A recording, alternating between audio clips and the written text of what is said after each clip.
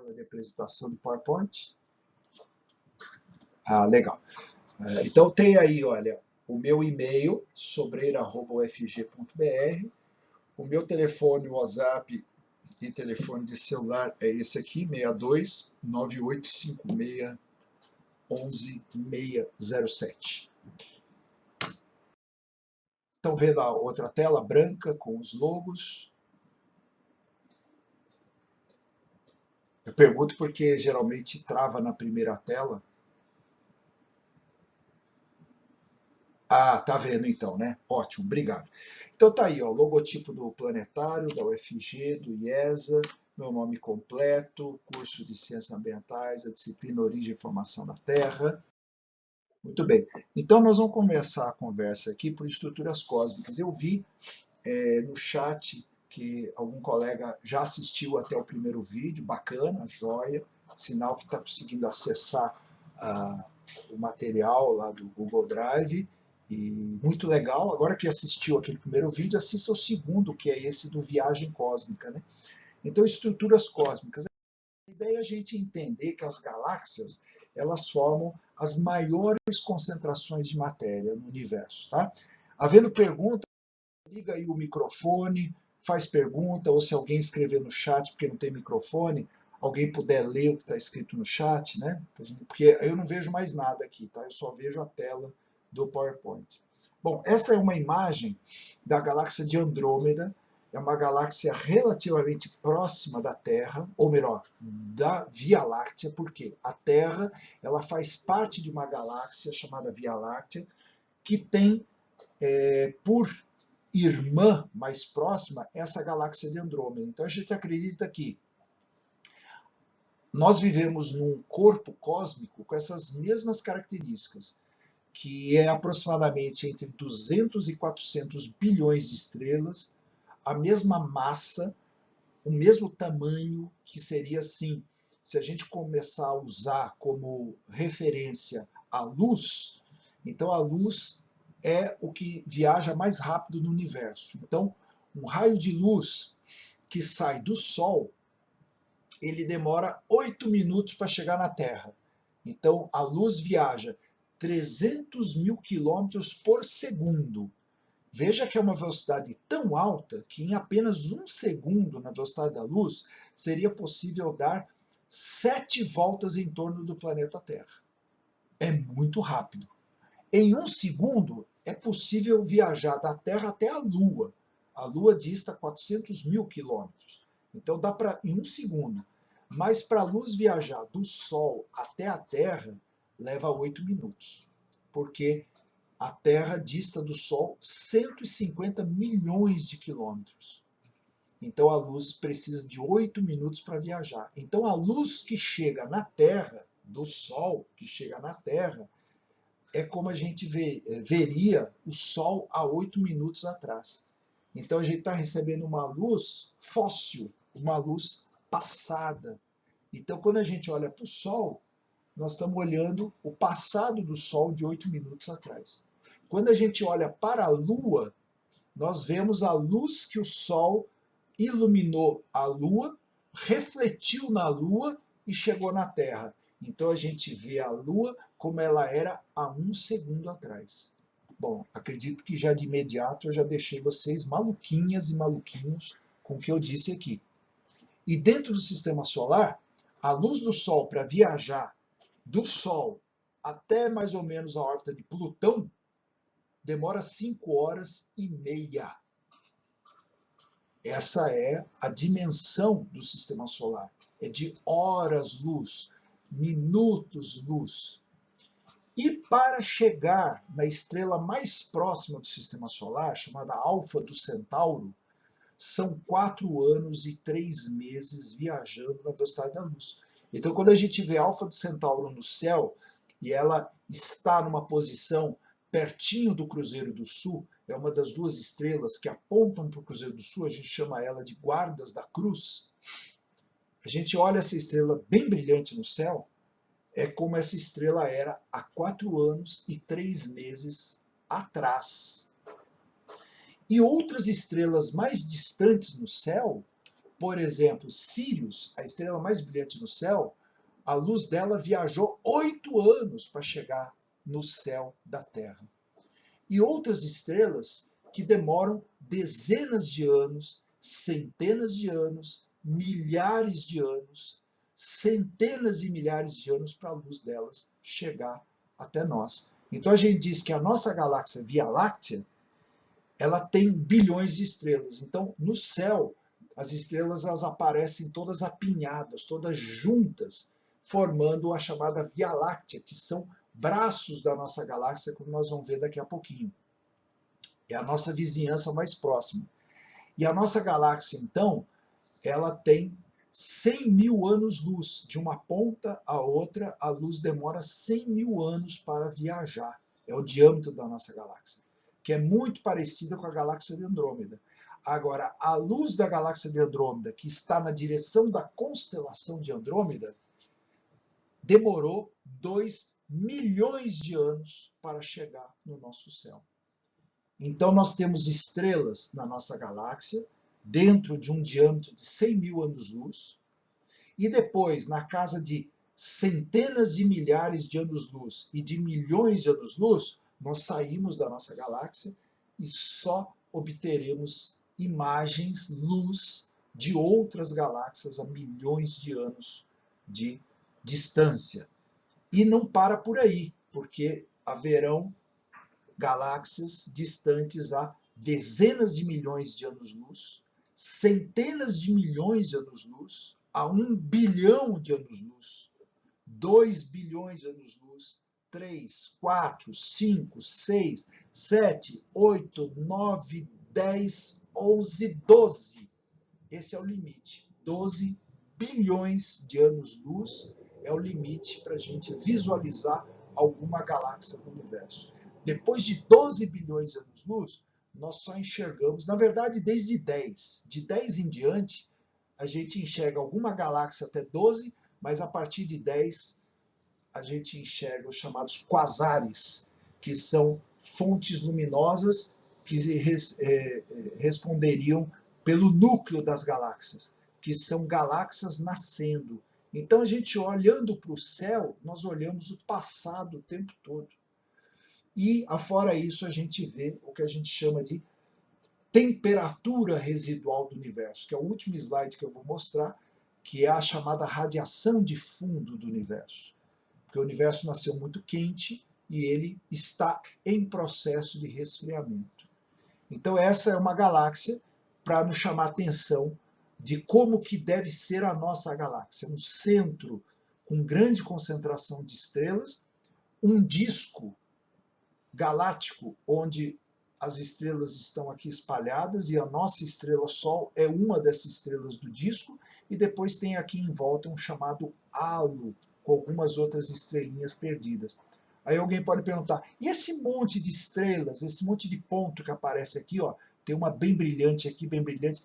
Essas estrelas que aqui aparecem são estrelas do céu terrestre, do céu da nossa vizinhança, porque entre uma galáxia e outra não existem estrelas. Então, para fazer a imagem dessa galáxia, apareceram as imagens dessas estrelas individualmente que estão na nossa vizinhança.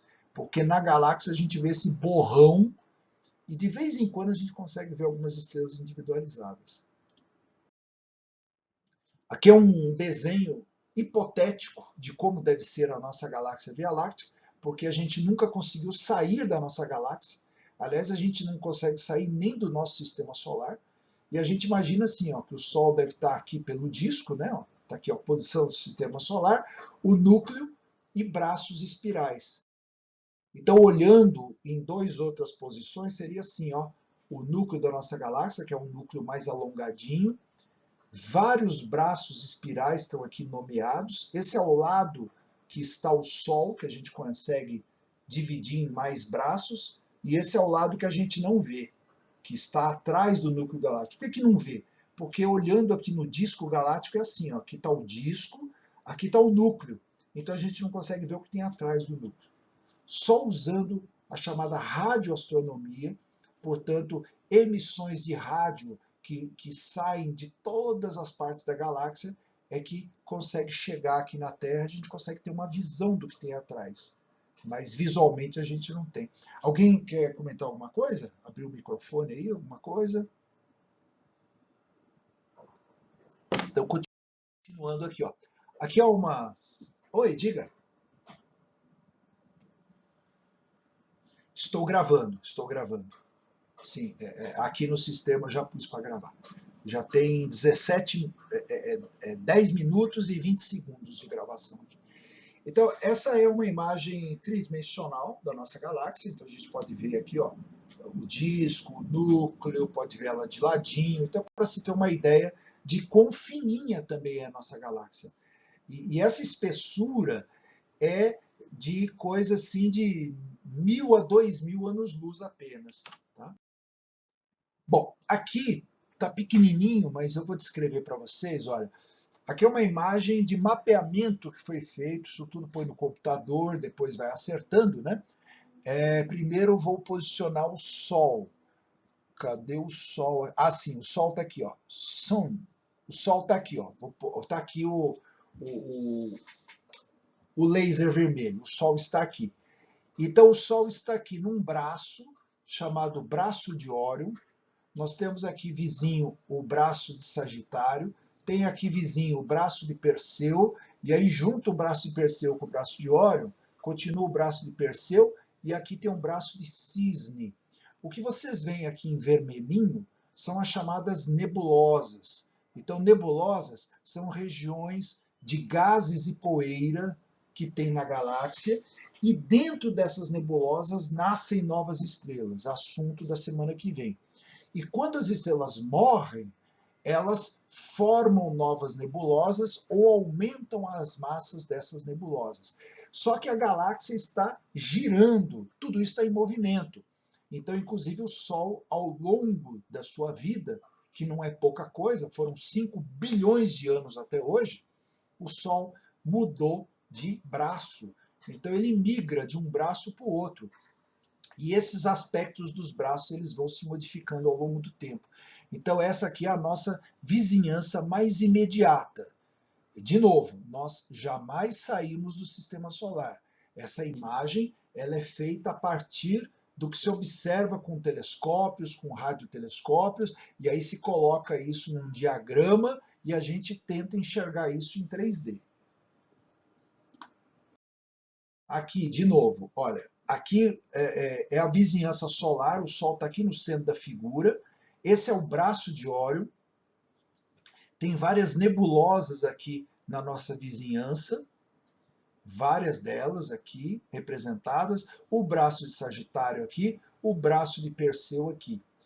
E apontando para cá, ó, tem uma seta na direção do centro da nossa galáxia. Esse aqui é oposto. Então, quando a gente olha, por exemplo, no céu noturno na direção da galáxia, que agora é o mês de julho, o mês de agosto, é a área com bastante estrelas no céu.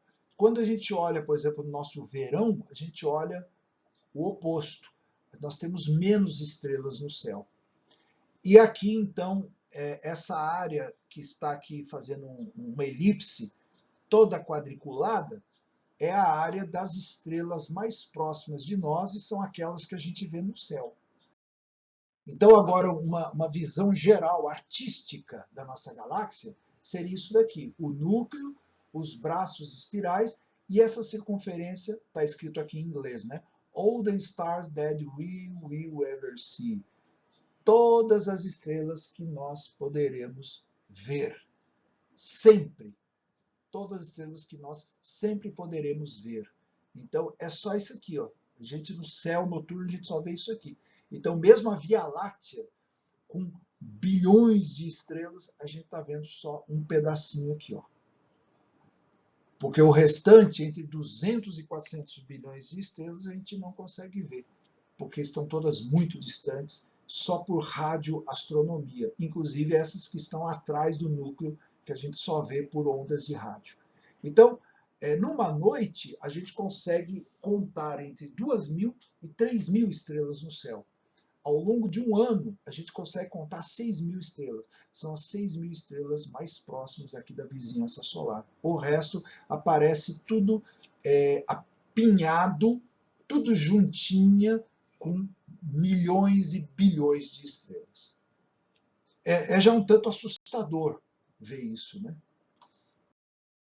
Bom, e a nossa vizinhança, então, olha, peguei aqui um cilindro tridimensional, coloquei no meio o sistema solar. Cada ponto brilhante desse, então o sistema solar está aqui em vermelho, no centro. Cada ponto brilhante desse são estrelas da nossa vizinhança, colocado aqui em 3 dimensões aqui, para a gente ter uma ideia de como que estão distribuídas. Então, por exemplo, essas circunferências que estão aqui em cima e aqui embaixo, olha, tem algo em torno aqui de 5 anos-luz, aproximadamente. Tá? Ou melhor, mais, tem, isso aqui tem 20 anos-luz, 20. Então, essa primeira circunferência tem 20 anos-luz. A segunda circunferência tem 40 anos-luz. A terceira circunferência, 60 anos-luz. Então, em 60 anos-luz, essas são as estrelas mais próximas. Afastando mais. Né? Ou melhor, agora vamos ver um monte de imagens de outras galáxias. Né? Então, veja, essa estrela brilhante aqui, ó, essa brilhante aqui, são estrelas da nossa galáxia que aparecem. Né? Vê aqui essa galáxia espiral, a gente tem uma visão privilegiada do centro, né? É uma visão no eixo polar, a gente vê os braços aqui, ó, essas áreas luminosas aqui são nebulosas, a gente chama isso de áreas ativas, onde estão nascendo estrelas. Essa é uma outra galáxia, desculpe, mais parecida com a nossa, porque a nossa tem um núcleo assim esticado. Então, a gente chama de uma galáxia espiral barrada. Aqui sai um braço que se subdivide, outro braço aqui. Né? Também a gente consegue ver aqui nebulosas, que são áreas ativas onde estão nascendo estrelas, sempre no disco galáctico. E vê umas áreas um pouco mais escuras, que são áreas poeirentas, de material que, a baixas temperaturas no espaço, solidificados. Aqui aparece bastante, olha, o núcleo galáctico e aqui toda essa região de poeira. Tudo isso aqui são matérias-primas para futuros planetas, futuros asteroides, futuros cometas. E a gente consegue ver aqui ó, áreas vermelhas, azuis, certamente de estrelas nascendo, ver aqui essa parte um pouco mais gasosa aqui em volta. É como se fosse um grande redemoinho, né? Essa aqui é a chamada galáxia do Sombreiro. É uma galáxia menor do que a nossa.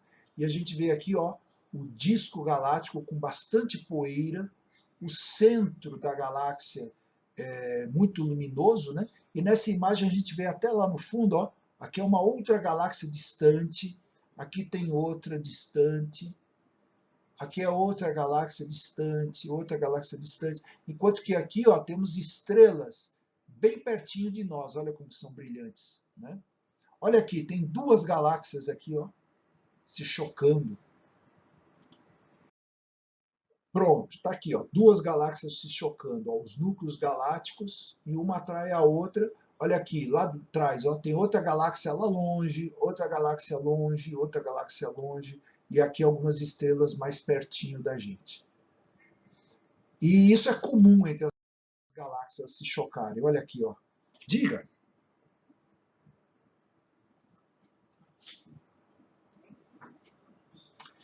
Nós vamos conversar sobre estrelas semana que vem, mas eu já posso dizer que estrelas, elas são como o Sol.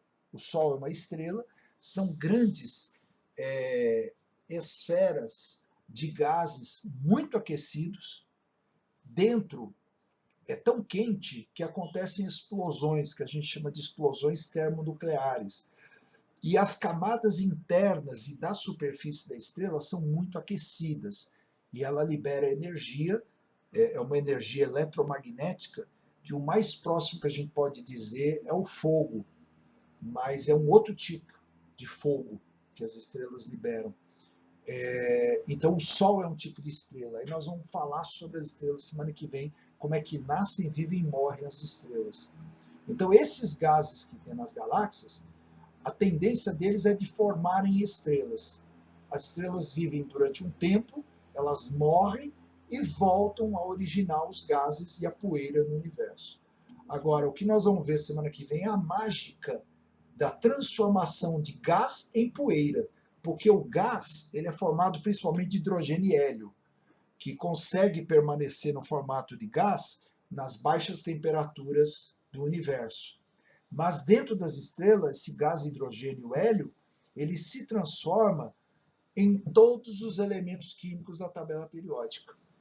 E aí, elementos como o ferro, o silício, o carbono, em baixas temperaturas eles solidificam e formam essa poeira que a gente vê. Então, semana que vem nós vamos aprender sobre como que se transforma isso dentro das galáxias. E nesse vídeo que eu indiquei para vocês, que é o Viagem Cósmica, tem inclusive a colisão de duas galáxias como essa, porém simuladas em computador, né? E a nossa galáxia Via Láctea, ela está em rota de colisão com a galáxia Andrômeda. Isso deverá acontecer dentro de 5 bilhões de anos. Em 2,5 bilhões de anos, as duas já estarão razoavelmente próximas como essas duas aqui. Em 5 bilhões de anos, os núcleos estarão unificados. Então vai somar as estrelas das duas galáxias. Isso dá um novo formato para as galáxias, mas elas não morrem. Aumenta a massa das galáxias. Aqui, por exemplo, olha ali, outra imagem. Diga.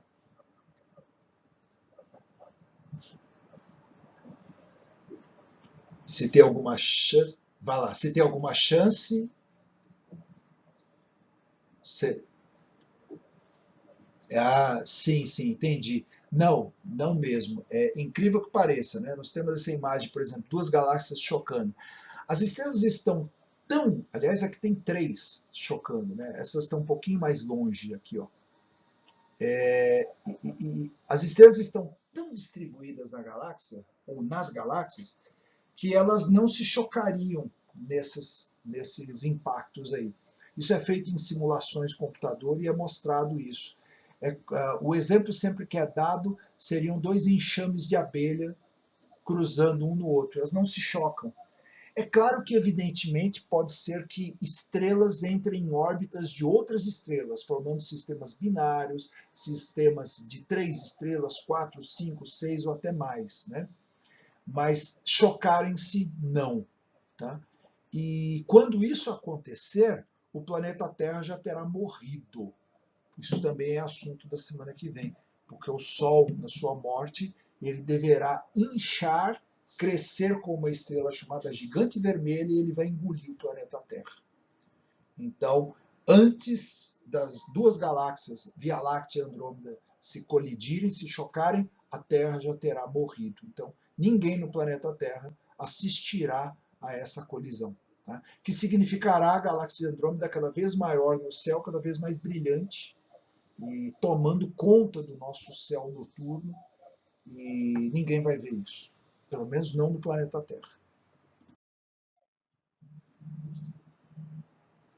Exatamente. Estrela tem data de validade, planeta tem data de validade, seres vivos têm data de validade e o universo tem data de validade.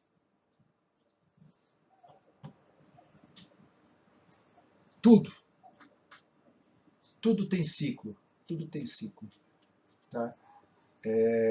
Inclusive, os materiais na superfície da Terra estão todos num ciclo. Vocês vão ver comigo aqui, quando eu falar da crosta terrestre, vocês certamente já estudaram alguma coisa sobre deriva continental, tectônica de placas. A crosta terrestre tem prazo de validade. Ela está num ciclo de nascimento e destruição.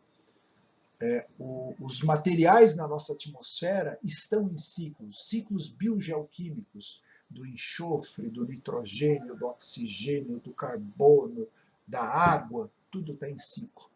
Tá? Então a água do oceano, ela faz parte do ciclo da água, está tudo em ciclo. Né? Os materiais de dentro do nosso planeta também estão em ciclo, porque eles saem para a superfície e depois retornam para dentro do manto de novo. Tudo tem ciclo, tudo tem prazo de validade. Só não tem prazo de validade quem inventou isso tudo aqui. Só esse não tem prazo de validade. Que aí, de acordo com a sua, da sua, da sua preferência religiosa, você dá o nome que você quiser. Né? Só esse não tem prazo de validade. Claro,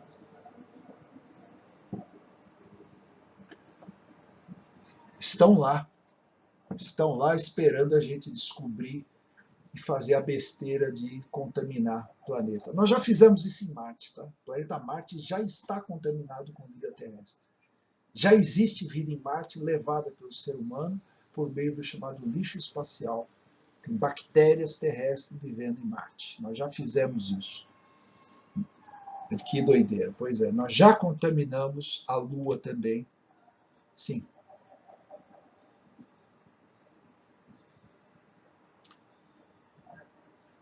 Não, não tem. Não tem como. Aonde o ser humano vai, ele deixa lixo. Já percebeu? Na Copa do Mundo no Brasil, acho que foi 2014, se não me engano, os torcedores japoneses deram uma lição para o mundo. Porque quando o Japão jogava, os japoneses recolhiam todo o lixo, não só deles, de todos. Então, eu acho que é o único povo que faz isso no mundo. Eu tive chance de viver um mês no Japão, em processo de intercâmbio, trabalhando, levando alunos, porque eu era professor de um colégio e fui acompanhar. E não existe funcionário de limpeza nas escolas japonesas. Os alunos é que limpam. Né? Então, nós tivemos que participar da faxina, nós tivemos as aulas de culinária, porque eles precisam saber cozinhar, né? Precisam saber limpar, precisam saber cozinhar. Para quê? Para dar valor a quem faz isso. Apesar que a sociedade japonesa é uma sociedade extremamente machista, que na primeira oportunidade que os homens arrumam uma escrava, entre aspas, para eles casarem, eles largam todo o serviço doméstico nas costas dessa escrava. Né? Mas eles sabem cozinhar, eles sabem limpar, era só questão de. Bom, mas enfim, a sociedade japonesa está sendo educada a isso há décadas. Né? Agora, nós não. Você veja aí qualquer reunião, qualquer multidão que se aglomera, seja em tempos de pandemia ou fora da pandemia, as pessoas vão embora, o lixo fica. Isso é típico de brasileiro, isso é típico de ocidental, isso é típico de latino-americano. O lixo fica. Sim.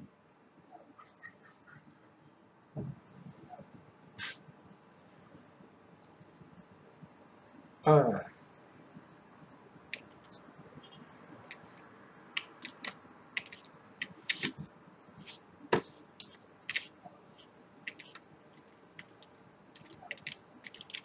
ó.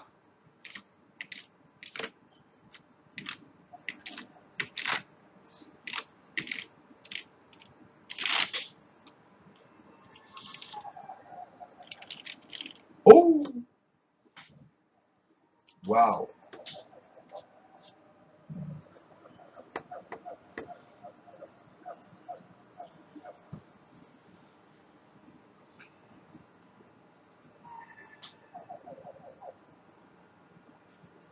É, pois é.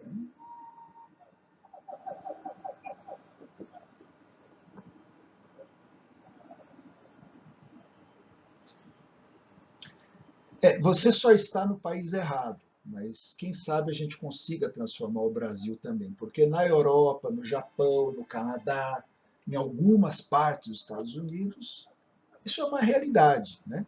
Em países nórdicos como Finlândia, Noruega, Suécia, Dinamarca, Islândia, ou mesmo na Austrália, Nova Zelândia, né? Estou falando de top, né?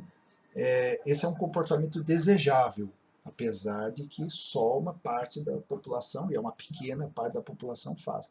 Então, que bom, né? E tomara que a gente consiga também transformar o Brasil fazendo isso também. Né? Então, é isso. Só que esses mesmos países ricos, ao mandarem expedições para outros planetas ou colocar satélites em volta da Terra, estão poluindo, não estão preocupados. porque é um lixo que não está aparecendo e ninguém está vendo, né? Ele está meio escondidinho. Inclusive os japoneses, ao colocarem os seus satélites em órbita, eles não estão preocupados com o lixo espacial que eles estão deixando. Então, o japonês também é muito espertinho, porque nesse ponto, o lixo espacial, eles também estão colaborando para a existência do lixo espacial, né? Então é isso, é impossível o ser humano não deixar lixo, mas é possível a gente reduzir, né?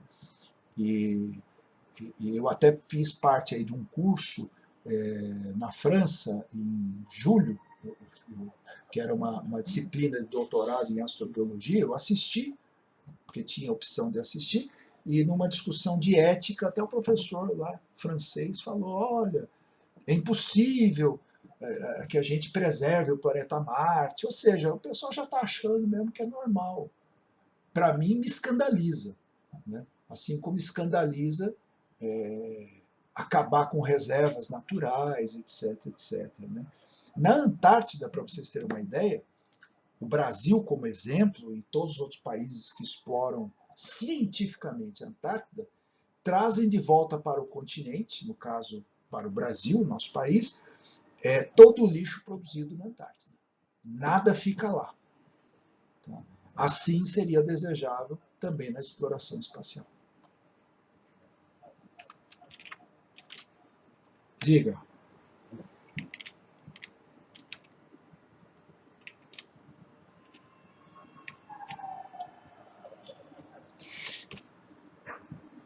Muito bem. O que fazer com esse lixo?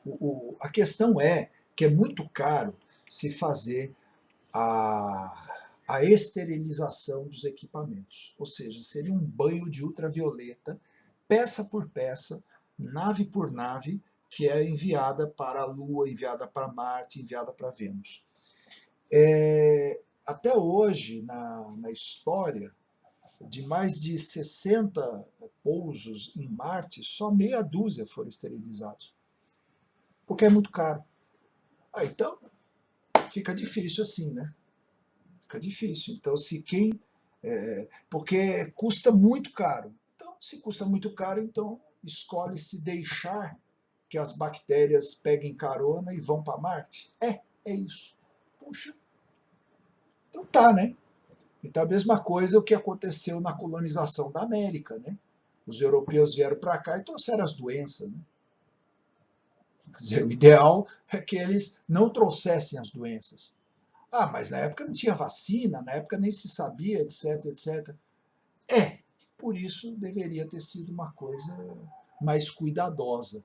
Acho que hoje nós já somos melhor equipados para não poluir o planeta Marte e temos soluções para isso.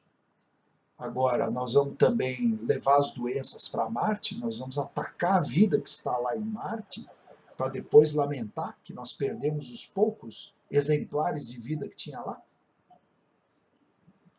Eu acho que tem gente querendo fazer isso, sabe? Diga, diga.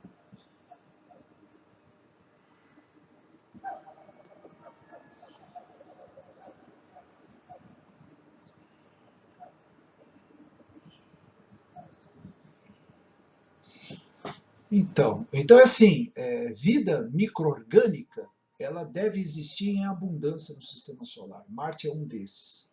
E tem vários outros astros possíveis de ter vida micro-orgânica.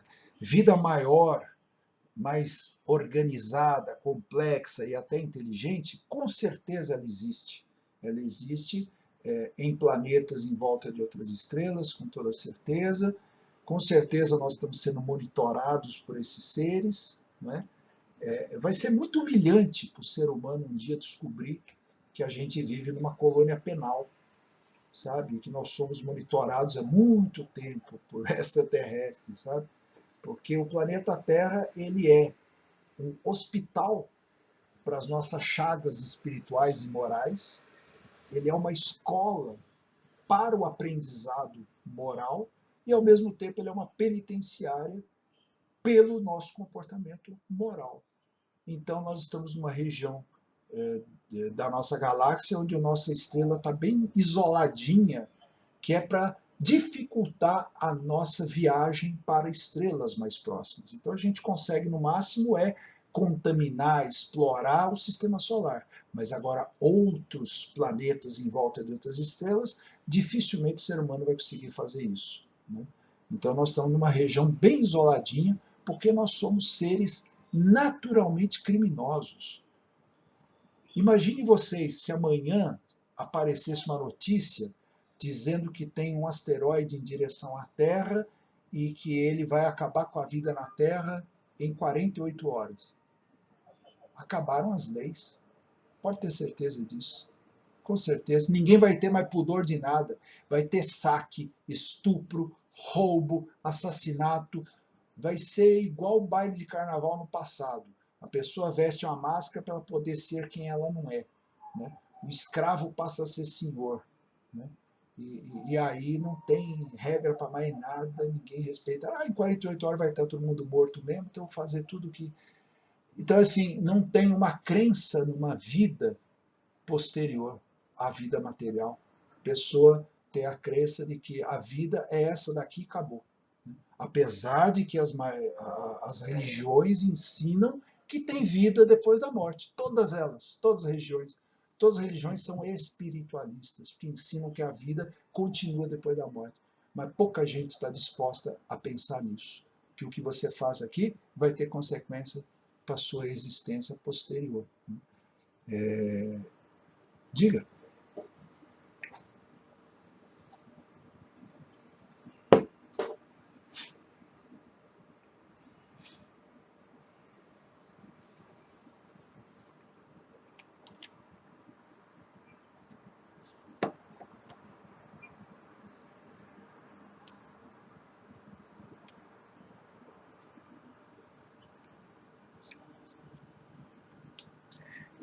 É quase isso. O quarks ele ainda é matéria. Tá? Ele ainda é matéria. Mas ele está cada vez mais próximo de ser mais energia do que matéria. Então, dentro do átomo, tem os prótons e os nêutrons. Cada próton, cada nêutron é formado por 3 quarks, cada um deles. Depois o quark, uma vez quebrado, ele é formado por mesons. Os mesons quebrados, eles são formados por coisas que a gente já não sabe mais dar o nome ou nem conhece, e o limite disso é o que a gente chama de cordas. É uma teoria que eu gosto muito, a teoria das cordas, que a teoria das cordas está nesse limiar entre a matéria e a energia. Então, tudo seria cordas. Tá? E a partir dessas cordas é que surgem as dimensões no universo. Então, sim, a gente volta a ser energia nesse universo, tudo é energia, a energia se transforma em matéria e matéria se transforma em energia, e vivemos num universo cheio de dimensões. Tá? E para essas dimensões é que a gente viaja quando a gente sonha, para essas dimensões que a gente viaja quando a gente morre. Tá? É por aí. Teoria das cordas. Ou supercordas. Tá? Eu fiz uma palestra sobre isso, tá no YouTube, tá? Foi num congresso de ufologia que os colegas me chamaram. Se você buscar, a palestra que eu dei, ela tem o nome assim, eu acho que foi isso aqui, Astronomia, Ufologia e Espiritualidade, 2 pontos, uma união possível. Então, se você fizer uma busca disso no YouTube, você vai encontrar minha palestra, em que eu falo lá rapidamente de tudo isso. Teoria de cordas, dimensões, que tem seres vivendo em outras dimensões, sejam eles materiais ou espirituais. Daí a questão da ufologia está relacionada aí. Bom, o que eu quero mostrar aqui para vocês, vocês estão vendo já faz tempo, já tem 15 minutos, essa mesma imagem. Aqui no centro está a Via Láctea, olha aqui, ó, Via Láctea. Então está aqui grandona, então estou comparando com outras galáxias menores. Olha, vocês viram aqui essa galáxia do sombreiro que é menorzinha. Então, puxa, a Via Láctea é grande, hein? Então, agora cadê a Via Láctea? Olha ela aqui, ó. Como a Via Láctea é pequena. Pois é, olha como essas outras são maiores do que a Via Láctea. E não parou por aí. Uai, cadê a Via Láctea? Olha ela aqui, ó. Como a Via Láctea é pequenininha comparada com essas outras e essa outra aqui, que lembra que a Via Láctea tem 100 mil anos-luz de diâmetro, né? Essa aqui tem mais de 500 anos-luz de diâmetro. Então tem galáxias de vários tamanhos. E além disso, elas se aglomeram, elas formam grupos. Então aqui, ó, a nossa Via Láctea poderia estar aqui no meio e em volta tem outras galáxias. E essas galáxias formam o chamado grupo local de galáxia, que é um grupo de aproximadamente 40 galáxias. E as duas maiores são a Via Láctea e Andrômeda. Olha a Andrômeda aqui. E aí veja como tem outras galáxias anãs gravitacionalmente presas à Via Láctea e outras galáxias anãs presas gravitacionalmente à galáxia de Andrômeda. Então, o que acontece é que essas galáxias anãs tendem a colidir com Andrômeda, essas galáxias anãs tendem a colidir com a Via Láctea, e a gente sabe de que houve várias colisões de galáxias com a Via Láctea, e essas duas vão acabar colidindo e formando uma única massa em todo esse grupo local. Nós só estamos no meio de uma história, né? Olha aqui, ó, Via Láctea, a galáxia de Andrômeda, 2,4 milhões de anos-luz é a distância entre as duas, e aqui as galáxias, vamos chamar de satélites, as galáxias menores aqui. Esse é o nosso grupo local de apenas 40 galáxias. O nosso grupo local pode estar aqui, ó, no meio de todos esses pontos brilhantes, formando o super aglomerado de Virgem, que tem mais de 3.500 galáxias. Então a nossa é apenas um aglomeradinho dentro do aglomerado de Virgem. Aqui nós já estamos falando em algumas dezenas de milhões de anos-luz. Ou desculpe, milhões de anos-luz. Diga.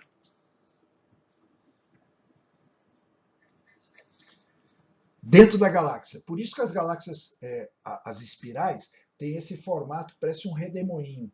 É porque tem pelo menos um buraco negro no centro que estaria como se fosse um ralo chupando tudo aquilo em volta, né?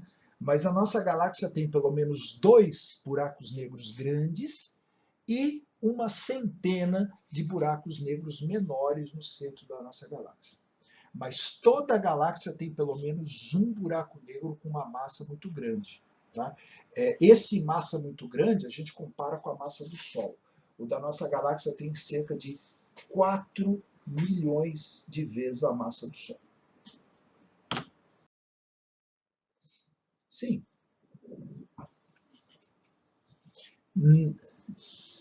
Sim, tem chance, isso acontece, mas são eventos isolados de 2 buracos negros se juntarem, mas nada que ponha em perigo a existência da galáxia. E os objetos que estão em órbita em torno do buraco negro, eles tendem a permanecer em órbita. Não significa que tudo vai cair no buraco negro. Quando as estrelas elas entram num estado de equilíbrio, de órbita em torno do buraco negro, elas permanecem em órbita em torno do buraco negro sem problema. Então não significa que ele vai sugar tudo, não, não. Tá?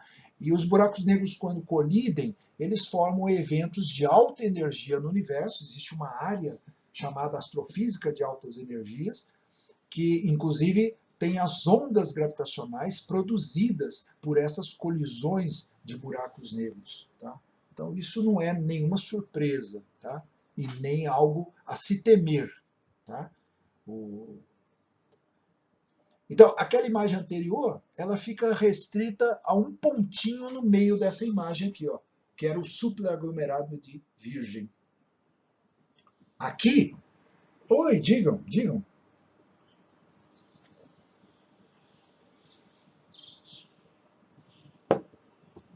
Expansão. Isso.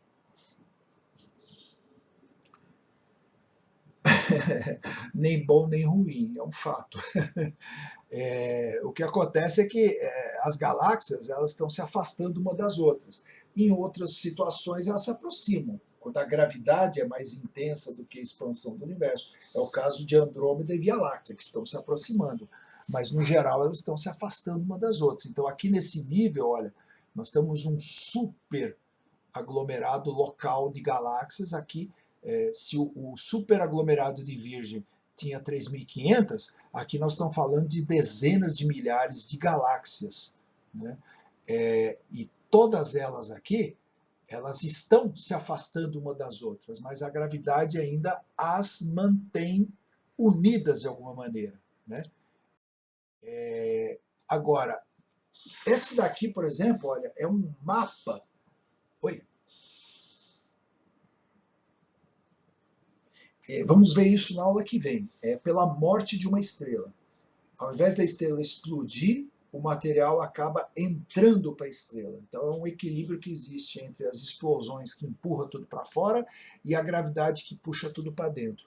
Então é um equilíbrio. Então semana que vem que eu vou destacar por que essas coisas acontecem, mas tem a ver com a morte da estrela.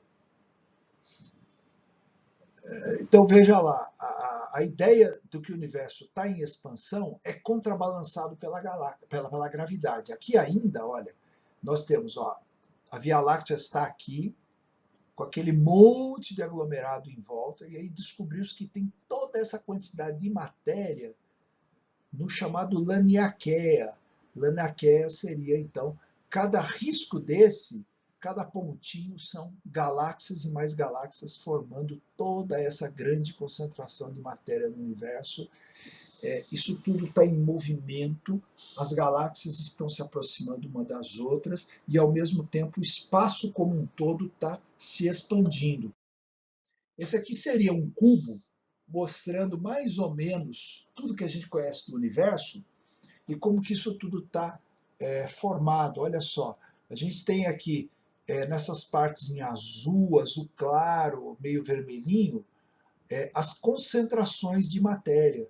Então formam filamentos de galáxia. Onde está mais vermelhinho tem maior concentração, onde aparece esse azul escuro e até o cinza tem menores concentrações. Então o universo como um todo, ele é como se fosse a gente pegar uma esponja que a gente usa para lavar louça. Se você rasgar a esponja, você vai ver que ela é toda porosa por dentro. Então, é isso. Esses filamentos, eles formam as paredes das cavidades da esponja. E aqui tem áreas um tanto mais arredondadas, que seriam, então, essas cavidades. Essas cavidades elas são preenchidas por gás hidrogênio. E as paredes são formadas pelas galáxias e aglomerados de galáxias. Só que tudo isso está em expansão. É como se essa esponja estivesse crescendo, mas as estruturas são mantidas, cada vez mais longe um do outro, mas o universo inteiro está se expandindo. Essa é uma imagem feita pelo telescópio espacial Hubble, e uma imagem que foi feita por vários dias, apontando para a mesma região do céu. Nós vemos aqui uma estrela, duas estrelas, que elas aparecem com essa cruzinha aqui, identificam as estrelas. Todas as outras manchas que aqui aparecem, todas, pequenas ou grandes, são galáxias, mostrando que numa área pequenininha do céu tem muitas galáxias. Olha o tamanho dessa área. Aqui está a Lua cheia. Comparando com o tamanho da Lua cheia, é esse retângulo aqui que eu estava mostrando para vocês. Vamos mostrar mais detalhes. Olha lá, mais um pedacinho desse retângulo. Tudo isso aqui são galáxias. Essa aqui é uma estrelinha. Aqui tem outra estrelinha aqui. E aqui tem outra estrelinha. Outra estrela aqui também. O resto é tudo... outra estrela aqui. O resto é tudo galáxia. Uma imagem dessa tem mais de 10.000 galáxias. Então, um resumo das estruturas do universo. Em 1 segundo-luz, a gente viaja da Terra à órbita da Lua em volta da Terra. Em 5 horas-luz, a gente viaja do Sol à extremidade do Sistema Solar. Em 4 anos-luz, a gente viaja do Sol até a estrela mais próxima do Sol, Alfa do Centauro. Em 50.000 anos-luz, a gente viaja do Sol até o meio da nossa galáxia, uma vez que ela tem 100.000 anos-luz de diâmetro. E em 13,8 bilhões de anos-luz, a gente viaja do Sol, e nós, como observadores, nós estamos no centro do universo, porque somos observadores, até o limite conhecido do universo. Então não adianta para onde a gente for, nós vamos carregar conosco 13,8 bilhões de anos-luz do que a gente consegue observar no universo. E aí, as evidências para o atual modelo cosmológico que a gente tem significa ver longe significa ver antes. Então nós estamos vendo o passado do universo. Quanto mais longe a gente vê, porque demora para a luz chegar na gente. O universo está em expansão. Então a cada segundo o universo fica 1 segundo-luz maior. Ele se expande 300 mil quilômetros em todas as direções. Então a cada segundo o universo é cada vez maior. E existe no limite observacional do universo uma radiação de fundo associada a uma temperatura residual de quando o universo nasceu no Big Bang muito quente, que é de 3 Kelvin. Essa escala transformada para graus Celsius dá menos 270 graus, portanto 270 graus abaixo de zero. Só que isso é uma temperatura geral, que ao longo do tempo pode ser melhorada à medida, que eu já vou mostrar para vocês. A ideia da expansão do universo é isso aqui. Se o universo, por aproximação, fosse uma bexiga cheia de ar, as galáxias estariam na superfície. Mas não é assim, porque isso aqui é uma representação em 2 dimensões de uma coisa que funciona em 3 dimensões. Nós vivemos num universo tridimensional. Largura, altura, comprimento. E o tempo é a 4ª dimensão do nosso universo. Esse aqui está representado com o universo bidimensional na superfície de uma esfera, e na 3ª dimensão, que é o volume, está entrando ar. Quanto mais ar entra, aumenta o diâmetro dessa bexiga, que é o universo, e as galáxias na superfície se afastam uma das outras. E aqui cada vez mais. No universo, o que está acontecendo? Nós temos um universo conhecido para nós em 3 dimensões, com uma 4ª dimensão, que é o tempo, e numa outra dimensão o universo está se expandindo. Ele está recebendo uma energia escura, é assim que ela é apelidada, e essa energia escura está fazendo o universo crescer como se fosse o sopro de ar dentro dessa bexiga que está expandindo o universo. E tudo isso indica que, se ele está crescendo, se ele está se expandindo, se a gente voltar no tempo, numa simulação de computador, significa que estava tudo espremido num único ponto, chamado Big Bang. O Big Bang não é o nome original, porque os autores falavam de uma grande, que seria talvez uma grande explosão, mas foi um grande afastamento que aconteceu, porque o Big Bang foi o surgimento da matéria e da energia e do tempo. Os opositores ao Big Bang falavam de um modelo estacionário do universo. E aí eles apelidaram de Big Bang. Então vocês estão falando que o universo surgiu numa explosão, tipo um Big Bang, e ficou esse nome. Tá? Aqui, uma brincadeira aqui com uma figura judaica, né, de Deus, né, o velho, né, com barba e tal, jogando bilhar, né, como se fosse a criação do universo aqui, Deus jogando bilhar. E aqui, para terminar, vejam lá a noção que a gente tem do universo. Nós temos assim, esse mapa é feito numa projeção cartográfica chamada projeção de Moaide, que os polos norte e sul celeste, eles aparecem achatados e toda a esfera do céu aparece aqui esticada. Então, isso existe numa projeção cartográfica, tá bom?